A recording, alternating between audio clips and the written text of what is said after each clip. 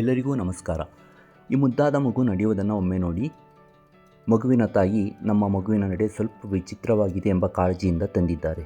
ಇದನ್ನು ನಾವು ಒಳಮುಖ ನಡೆ ಇಂಟೂಯಿಂಗ್ ಗೇಟ್ ಎಂದು ಕರೆಯುತ್ತೇವೆ. ಇದಕ್ಕೆ ಒಂದು ಸಣ್ಣ ಕಾರಣ, ಅದೇ ಎಕ್ಸೆಸ್ ಫೀಮರಲ್ ಆಂಟಿವರ್ಷನ್, ಅಂದರೆ ತೊಡೆ ಅಸ್ಥಿಯು ಸ್ವಲ್ಪ ಒಳಚುರುಕಾಗಿ ಇರುವ ಸ್ಥಿತಿ. ಇದು ಮಕ್ಕಳಲ್ಲಿ ವಿಶೇಷವಾಗಿ 5ರಿಂದ 6 ವರ್ಷದೊಳಗೆ ತುಂಬ ಸಾಮಾನ್ಯ. ಚಿಂತಿಸಬೇಕಾದ ಅಗತ್ಯವಿಲ್ಲ. ಇದು ಶಾರೀರಿಕ ಬೆಳವಣಿಗೆಯ ಸಹಜ ಹಂತ.